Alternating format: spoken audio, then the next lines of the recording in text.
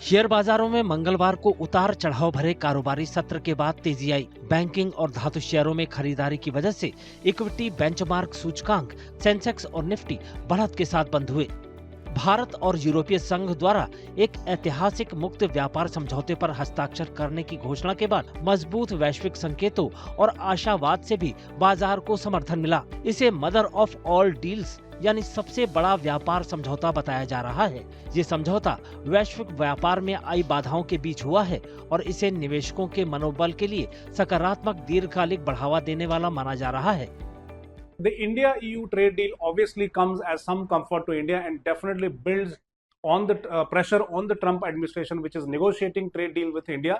This would definitely have a positive impact, but this would take about a year for this to be drafted and approved and ratified by all the EU members. 30 शेयरों वाला BSE Sensex 319 अंक चढ़कर 81,857 पर, जबकि 50 शेयरों वाला NSE Nifty 126 अंक की बढ़त के साथ 25,175 पर बंद हुआ। सेंसेक्स में शामिल शेयरों में Adani Ports, Axis Bank, Tata Steel, Tech Mahindra और एनटीपीसी सबसे ज्यादा चढ़े। वहीं Mahindra and Mahindra, Kotak Mahindra Bank, Asian Paints, Eternal Limited और मारुति सुजुकी के शेयर सबसे ज्यादा लुढ़के।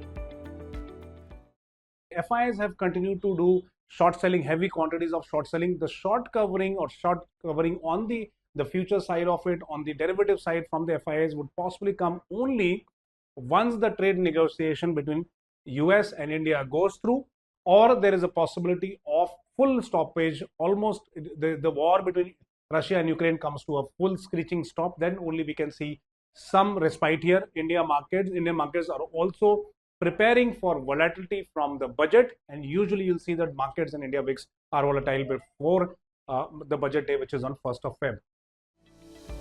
क्षेत्रीय स्तर पर धातु, बैंक, तेल और गैस, वित्तीय सेवाएं, आईटी, पूंजीगत वस्तुएं, ऊर्जा और बिजली के शेयरों ने बाजार की रफ्तार की अगुवाई की, जबकि उपभोक्ता टिकाऊ वस्तुएं, ऑटो, एफएमसीजी, दूरसंचार और मीडिया शेयरों में सुस्ती बनी रही। जापान के निक्केई, हांगकांग के हैंगसेंग, सियोल के कोस्पी और चीन के शंघाई कंपोजिट सहित सभी एशियाई बाजार बढ़त के साथ बंद हुए। यूरोपीय बाजार मंगलवार को बढ़त के साथ कारोबार कर रहे थे। अमेरिकी बाजार सोमवार को बढ़त के साथ बंद हुए। विदेशी संस्थागत निवेशक शुक्रवार को शुद्ध विक्रेता रहे और उन्होंने 4,113 करोड़ रुपए से ज्यादा के शेयर बेचे। गणतंत्र दिवस के मौके पर सोमवार को घरेलू शेयर बाजार बंद रहे।